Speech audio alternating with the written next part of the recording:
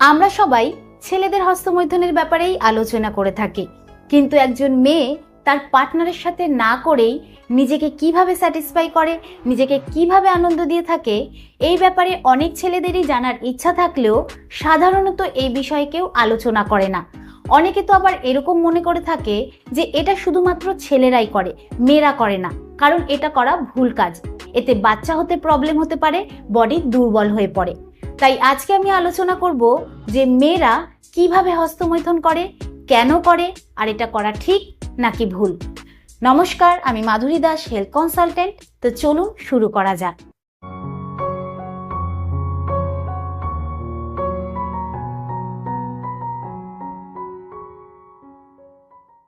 অনেক কেসেই ছেলেরা এরকম কমেন্ট করে থাকে যে হাত দিয়ে করা তাদের অভ্যাস হয়ে গেছে এবং এখন গিয়ে তারা এটাকে ছাড়তে চাইছে, কিন্তু কিছুতেই তারা এটাকে ছাড়তে পারছে না।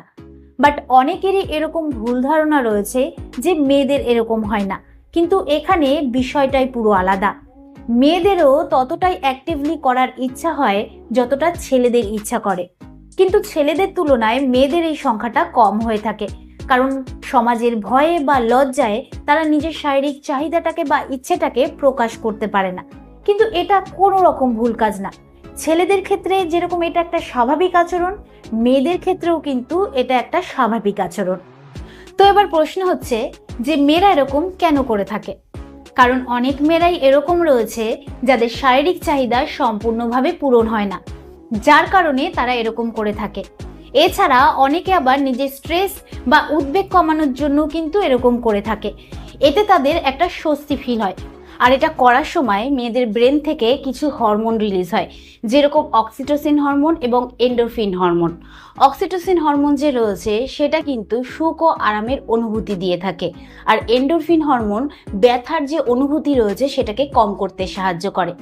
এর কারণে তারা একটা উত্তেজনার চরম পর্যায়ে পৌঁছে যায়। এবার জানবো এটা কিভাবে করে। তো দেখুন, যদি মেয়েদের হাত দিয়ে করার কথা বলি তাহলে কিন্তু সেটা নর্মালি দু ধরনের হয়ে থাকে। এক নম্বর হচ্ছে মেয়েদের প্রাইভেট পার্টসে যে প্রস্রাব করার ছিদ্রটা রয়েছে তার ঠিক ওপর দিকে ছোট মতো উঁচু মতো যে অংশটা রয়েছে, যেটাকে ক্লিটোরিস বলা হয়, সেটাকে ঘর্ষণ করা।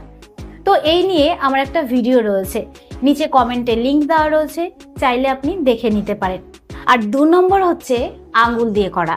তো 1 নম্বর পয়েন্টে মেয়েদের নিচে যে ছোট মতন উঁচু মতন অংশটা রয়েছে তাতে প্রায় 8000 নার্ভ এন্ডিং রয়েছে, যেটা ছেলেদের প্রাইভেট পার্টসের তুলনায় অনেক গুণ বেশি, যার কারণে সেই জায়গাটা খুব সেন্সিটিভ হয়ে থাকে।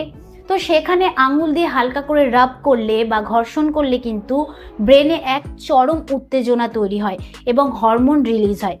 তো হরমোন রিলিজ হওয়ার সময় মেয়েদের বডিতে যে পেশিগুলো রয়েছে সেগুলো সংকুচিত হয়ে যায়, হালকা টান অনুভব হয় এবং যে হার্টবিট রয়েছে মানে হৃদস্পন্দন রয়েছে সেটা বেড়ে যায়।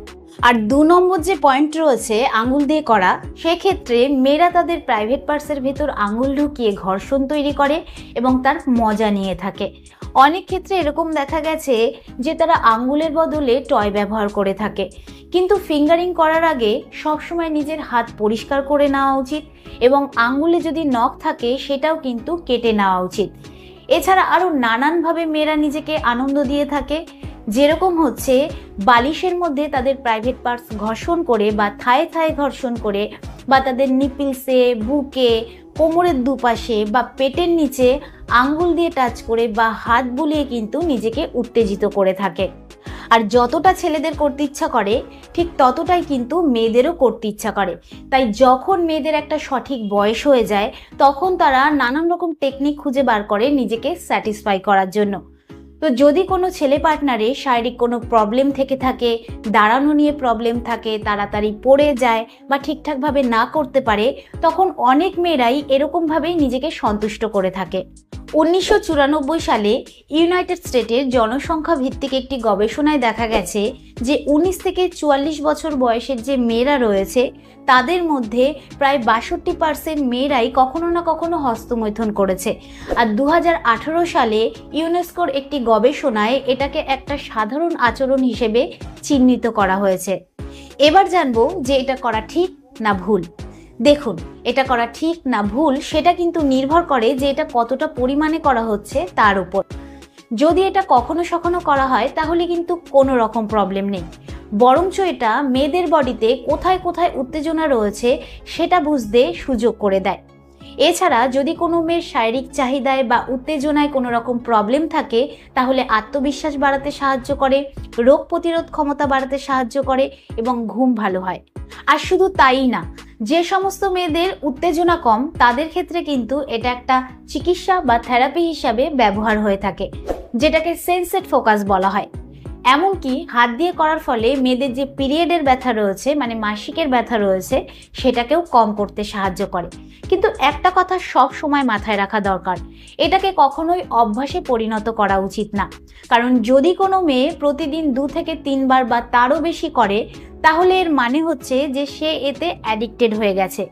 এর ফলে নানান রকম প্রবলেম হতে পারে, যেরকম হচ্ছে নানান রকম ইনফেকশন ছড়াতে পারে, বাস্তব সহবাসে নানান রকম প্রবলেম হতে পারে, করার সময় ফিলিংস কম হতে পারে, এবং যদি কোনো মেয়ে বিয়ের আগের থেকেই অতিরিক্ত ফিঙ্গারিং করে তাহলে তার উত্তেজনায় বা আনন্দের ক্ষেত্রে বাস্তব সহবাসে একদমই মজা আসবে না।